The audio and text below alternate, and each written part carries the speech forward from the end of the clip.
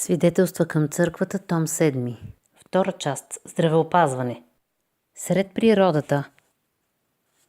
Когато присъствах на събранието, което се състоя под открито небе в Лос-Анджелис, през август 1901 година, в нощно видение бях на едно заседание на съвет. Въпросът, който се разискваше, бе основаването на санаториум в Южна Калифорния. Някои държаха санаториума да бъде построен в Лос-Анджелис и обясняваха причините, поради които не трябва да се строи извън града. Други пък изтъкваха привилегиите, които може да има, ако се построи сред природата. Между нас бе един, който представя въпроса много ясно и просто. Той ни каза, че ще направим грешка, ако построим санаториума вътре в границите на града. Един санаториум трябва да бъде разположен върху просторна земя, за да могат инвалидите да работят на чист въздух. Работата на открито е неоценима за нервните, мрачните и слабите пациенти. Дайте им градинки, за които да се грижат. При употребяването на греблото, мотиката и лопатата, те ще намерят облегчение за много от болките си. Ленивостта е причина за много болести. Животът на открито е полезен за тялото и ума. Това е Божието лекарство за възстановяването на здравето. Свеж въздух, чиста вода, слънце, красива природа. Това са неговите средства за лечение по естествен път. За болните, лежането на слънце или под сянката на дърветата струва много повече от злато и сребро. В провинцията нашите санаториуми могат да бъдат заобиколени с цветя и дървета, овощни градини и лозя. Тук е лесно за лекарите и медицинските сестри да извличат уроци от природата, които учат за Бога. Нека насочат вниманието на пациентите към този, чиято ръка е направила високите дървета, произрастващата трева и красивите цветя, като при това ги насърчават да видят във всяка отворена пъпка и цъфнало цвете израза на неговата любов към чадата му. Божията явна воля е нашите санаториуми да се строят колкото е възможно по-далеч от градовете. Тези институти трябва да се създават във възможно най-тихи, уединени места, където се намират случаи да се говори на болните за любовта на Бога и за Едемския дом и нашите прародители, който ще бъде възстановен чрез Христовата жертва.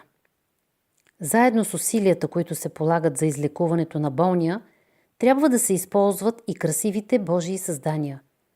Наблюдаването на цветята, откъсването на озрелите плодове, веселите песни на птичките, всичко това съживява нервната система.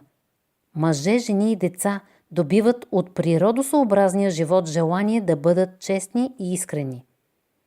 Чрез влиянието на съживяващите, жизнено важни вещества на великите природни лечебни източници, функциите на тялото укрепват.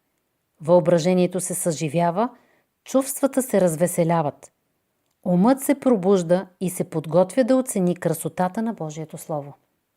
Под тези влияния, заедно с внимателното лечение и здравата храна, болните намират отново загубеното си здраве. Слабият крак възвръща своята гъвкавост. Окото отново достига бистротата си. Безнадежните се изпълват с надежда. Отчаяното някога лице изразява веселие. Недоволството сега отстъпва място на удовлетворение. Устата говори: Бог е нам прибежище и сила. Псалм 46:1.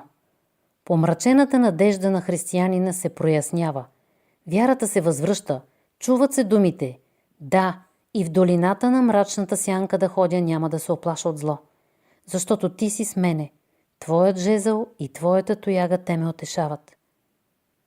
Величае душата ми Господа и зарадва се духът ми в Господа, Спасителя мой. Той дава сила на отслабналите и умножава мощта на немощните. Псалм 23:4, Лука 1 от 46 до 47 и Исаия 40:29. Признаването на Божията доброта, предоставяща тези благословения, укрепва ума. Бог е много близо и се радва, когато вижда, че Неговите дарове се ценят. Когато бе създадена земята, тя бе свята и красива. Господ я намери за много добра. Всяко цвете и всеки храст, всяко дърво съответстваха на целта на своя Създател. Всяко нещо, върху което се спираше окото, бе мило и изпълваше ума с мисли за любовта на Бога. Като изкуси човека да съгреши, Сатана се надяваше да противодейства на прилива на Божията любов, за да не тече тя към човешката раса. А вместо това, неговото дело имаше за резултат предизвикването на нови и по-дълбоки прояви на Божията милост и любов. Божията цел не бе чадата му да се събират в градовете, да се притискат в тераси или здания под наем. В началото той постави нашите първи родители в една градина сред красивата природа. Господ иска хората и днес да се радват на тези гледки и звуци. Колкото повече идваме в хармония с Божият оригинален план, толкова по-благоприятни ще бъдат условията за възвръщане и запазване на здравето.